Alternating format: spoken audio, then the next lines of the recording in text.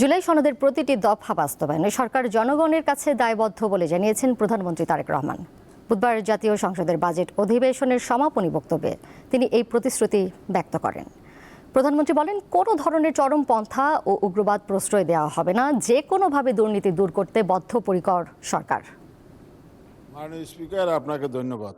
শেষ হলো ত্রয়োদশ জাতীয় সংসদের দ্বিতীয় ও 2026-27 অর্থ বছরের বাজেট অধিবেশন। বৈঠক শেষে সমাপ্ত ঘোষণা করছি।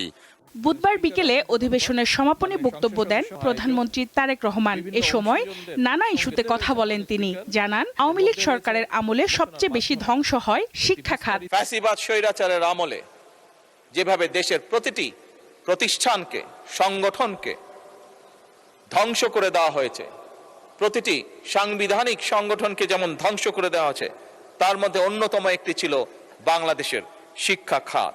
জুলাই সনদ বাস্তবায়ন নিয়ে সরকারের অবস্থান তুলে ধরেন তারেক রহমান। আমরা জুলাই সনদ যেটি স্বাক্ষর করেছিলাম, জুলাই সনদের স্বাক্ষরিত প্রতিটি দফা বাস্তবায়নে আমরা জনগণের কাছে দায়বদ্ধ, অঙ্গীকারবদ্ধ। দুর্নীতি ও উগ্রবাদকে কোনো প্রকার প্রশ্রয় দেওয়া হবে না বলেও জানান সরকার প্রধান।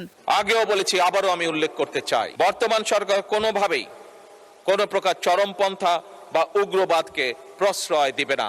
সমাপ্ত হওয়া অধিবেশনে সংবিধান সংশোধন সংক্রান্ত বিশেষ কমিটি সহ মোট 11টি কমিটি গঠিত হয়। এই জাতীয় ঐক্য অটুট এবং বজায় থাকবে। সঞ্জিদা প্লাবনী, দীপ্ত সংবাদ, ঢাকা।